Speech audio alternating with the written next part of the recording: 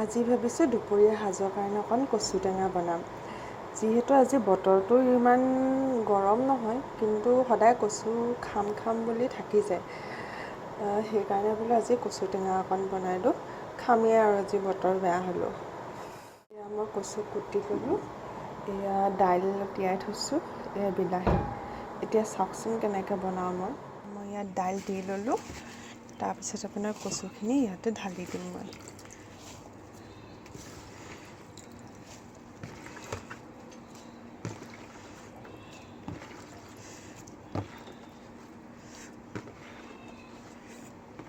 ইয়াত দি মই বিলাহীখিনিও ইয়াতে দি দিম। দি ইয়াত মই পানী অলপ ঢালি দিম। পানী দি ইয়াত নিমখ দি দিম। নিমখ দিয়াৰ পিছত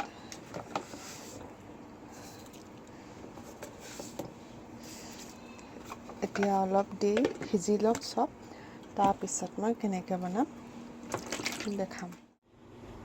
কচুৰ টেঙাৰ লগত আলু চাটনিকণ হ'লেহে ভাল লাগে, সেইটো কাৰণে এইফালে আলু মই বইল কৰি দিছোঁ। এতিয়া হ'লে খাম আৰু। এয়া মই এইখিনি কচু টেঙা অজৰাই ল'লোঁ। এতিয়া মই ইয়াত তেল দি লৈছোঁ কেৰাহীত। ইয়াত অকণমান নহৰু দিম।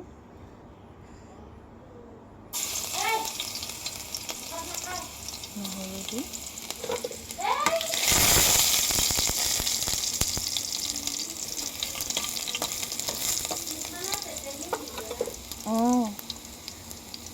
নহৰুখিনি ভাজি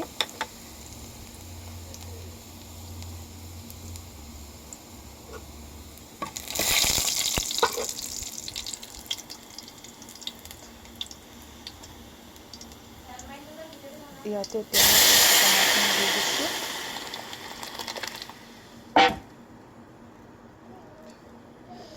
দিছোঁ। ইয়াত অকণমান হালধি দি দিম।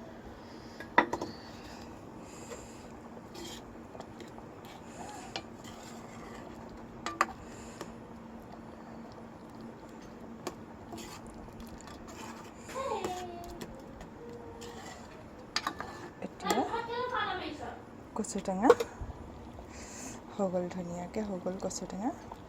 এতিয়া আলু চাটনিও কৰি লৈছোঁ। এতিয়া ৰেডি হৈ গ'ল কচু টেঙা।